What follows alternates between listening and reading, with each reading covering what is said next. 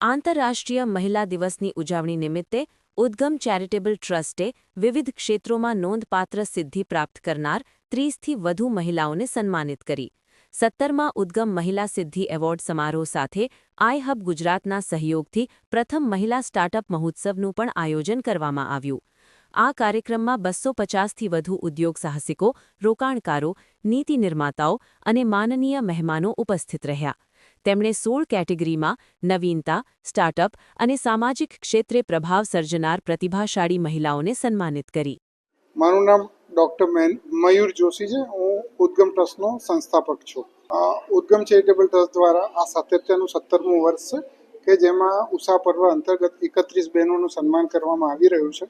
આ 150થી વધારે જે અરજીઓ આવી હતી એમાંથી એમના રેફરન્સ ચેક કરીને એ લોકો 10 વર્ષથી વધુ સમયથી કેવા પ્રકારનું કાર્ય કરે છે, એમના ડિજિટલ ફૂટપ્રિન્ટથી માંડીને એમના દરેક કાર્યની એ કરી અને જ્યુરી દ્વારા એ લોકોની પૂર્ણ ચકાસણી કરીને એ લોકોને સન્માનનું 31 બહેનોને સન્માન કરવામાં આવનાર છે. ભાવમાં લઈ જવાની પ્રક્રિયા છે આ કે તમે ખૂબ માગું અને દરિયોવાળી પ્રકૃતિ છે, એટલે આપણે એમને જો સન્માન આપશું તો ભારતના સનાતન પરંપરા મુજબ આપણે પેઢીઓને તારવવાનું કામ કરીશું. એટલે એ ઉદ્દેશ્ય સાથે બહેનો પણ આપણી સંગઠનાત્મક રીતે આપણી સાથે દરેક જગ્યાએ જોડાય અને એમની પ્રગતિ થકી સમાજની પ્રગતિ વધુ સારી રીતે થાય એ ઉદ્દેશને ધ્યાનમાં રાખીને આ ઉદ્ગમ વિમેન્સ અચીવર એવોર્ડ આપવામાં આવી રહ્યા છે.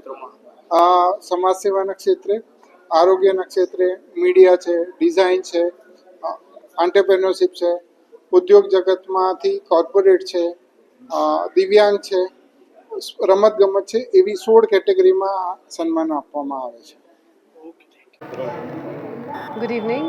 મારું નામ પાયલ મહેતા છે અને આજે 17th વુમેન અચીવર્સ એવોર્ડમાં મને કોર્પોરેટ ક્ષેત્રમાં ઉષા પર્વમાં એવોર્ડ મળેલો છે અને આ લોકો બહુ જ સરસ કામ કરી રહ્યા છે. They are recognising women achievers across the fields and I am very delighted to have received this award. Thank you so much Udgam trust and Usha પર્વ.